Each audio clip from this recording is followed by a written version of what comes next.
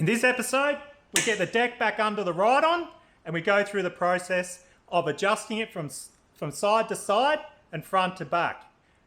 And some of the fun you have when you go through and do that.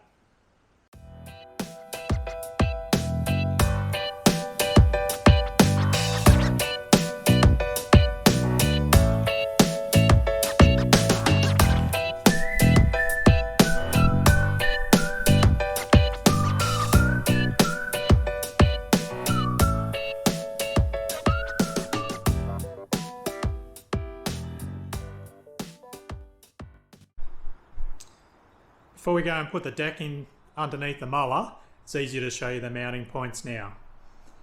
Different mowers will have different mounting points, but they're all generally the same. They go together with a pin and a clip, and that's generally all that holds them in. So I was quite afraid to pull the deck out because I thought it'd be a lot of work, but really, there's not much that you need to do at all. So let's just go through and I'll show you the mounting points on our particular deck. Yours will be very, very similar. It's just looking underneath and seeing how it's attached in. So on the front of the deck, we have two mounting points here. Now, even with Husqvarna mowers, you'll have some that just have a single mounting point. Ours has two links on the front, so you can adjust it in a way to tilt it back side to side, but that's just how they do it on this particular mower. We have this bracket here, which sort of works a bit like a panhard bar on the back of a car. That has a fixing point here with a pin and a link in it. And then on ours, we have a pin here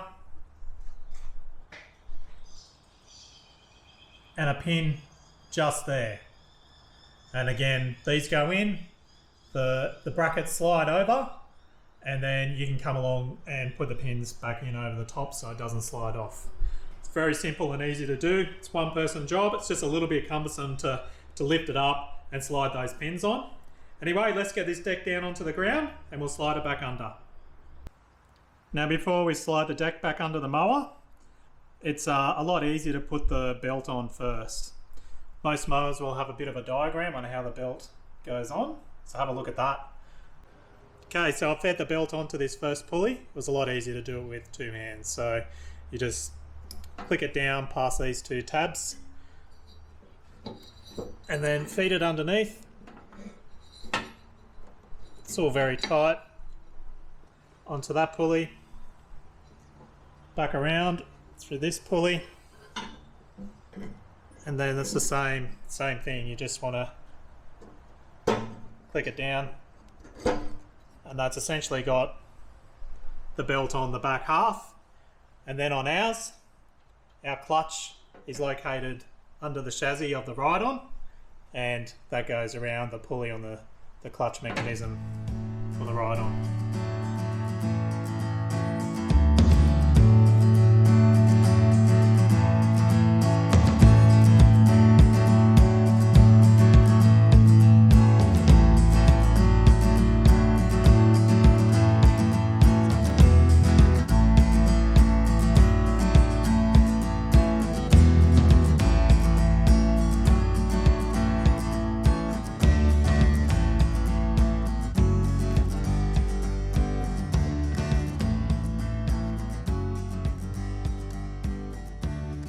Okay, deck's all in, the belts are all on. In the end, I undid the spring for the tensioner, just made it easier to put the front belt on, and then you just pull the spring back over the pin. You'll see when you go to do it. Next thing is to put this pulley guard on, and then it's all buttoned up and it's time. Okay, we've got the deck back in the ride-on. Now it's time to go through and level the deck up so it cuts nice and straight. The most important thing before you start this is to go around and check all your tyre pressures. You want to make sure they're all at the pressure you're going to run, because at the end of the day you don't want to go and adjust your deck and then find you've got a flat tyre or something and that's going to cut crooked again. Start setting the deck. What you want to do is come down to your height control and you want to adjust it all the way down to the lowest level, which is number 1. That gets the deck nice and low to the ground. What I'm going to do as well is I'm going to loosen the front links because I've been playing around with them a fair bit, and some of the other gear underneath just to try to get it to a neutral base. and then start the leveling process. As you can see, we've already had this mower out running and we've done our first mow. So that's a good sign. But as I was going through editing, I noticed I probably didn't go through some of the details under here to give you a good helping hand when you're going through and adjusting your mower. So firstly, you've got this bar here, which hinges from this point on the chassis of the mower. When you pick your deck up, the back stud near your tensioners and pulleys pops through and you put this pin in. It really is that simple. At the back, you see the bracket comes down and the panhard bar rod that I described attaches here. Now what that does is that stops the deck moving from side to side, sort of like the differential on a car. Now when you want to adjust this deck or the cutting height up and down, on ours, a 14mm spanner fits onto that nut. Now you wind the nut down to let the deck height go down, and obviously you're going to wind it up to lift the deck height up. Just have a bit of a play around with it and you'll soon see how it works on your particular mower. Now, up the front on ours, on our cutting deck, we actually have 2 holes. Now, most of the factory diagrams show that this link should go into the top hole. However, I can never get our deck to sit properly, and notice when we purchased it, someone was using the bottom hole. Now, that might be a part of the issue and some of the historic adjustment troubles that people have had on this mower. So when I talk about it's been fiddled at the end, I think it has something to do with this area. Another thing to note, you should go over and check the underside of the deck for any holes or bits that are worn through. Particularly on a sandy side like what we have, it's quite often to get a lot of abrasion and wear into the decks. You also want to check for any bends or creases which are actually going to deform the top surface of the deck. Now I think we do have something that's deformed it slightly, and hence why we've had to pack down one of the spindles to get it to all align properly. But just go through and do a quick visual check of your deck to make sure the condition of it is still serviceable. Things like here, where it continually rubs through and gets hit by objects and debris, probably isn't so bad, but it's when you start getting pitting and pinholes in the inside or external surface of the deck, you might want to consider getting a new deck for your lawnmower. So when you want to adjust your deck, the first step is obviously to do side to side. So when you go and check the heights here, where I marked where the blades are running straight across the deck of the mower, you measure this on this side and where you've marked it on the other side, and then with these adjusting bolts, wind it up or down to see how as you need to do it. Now, the way I do it is I tend to use packing or shims. Now this is a slightly tapered offcut of plywood that I have, which works out quite well. So I can just slide it in here, and then I've marked where it tightens up, just with a mark on it. Then I've gone around the other side and checked that, and it's very, very close. I'll go back with a tape measure or a ruler just to double check that, but you know, there's all little variances and stuff on the bottom of these decks, so I really think that is probably as close as I'm going to get it as far as measuring the deck height cross to cross. Then what you need to do is tilt the deck backwards or forwards. So that's a tilt that way or that way.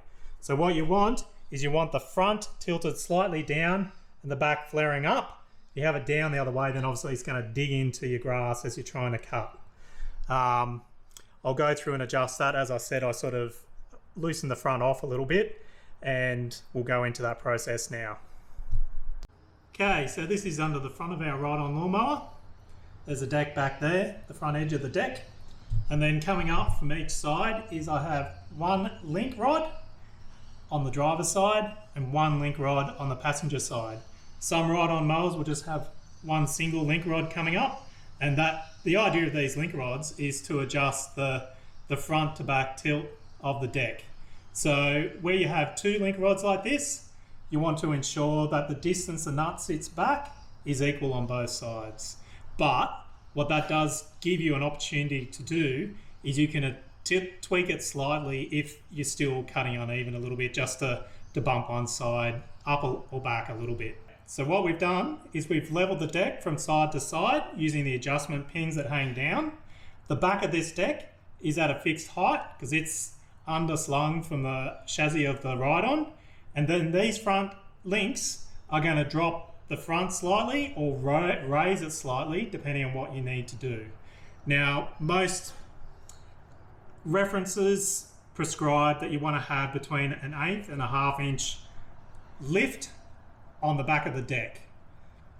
So working that out into millimeters, it's somewhere between 3 and 12 millimeters, which in my world is quite a big difference. So I sort of go on, if it's roughly around a 10 millimeter difference, then you'll be right.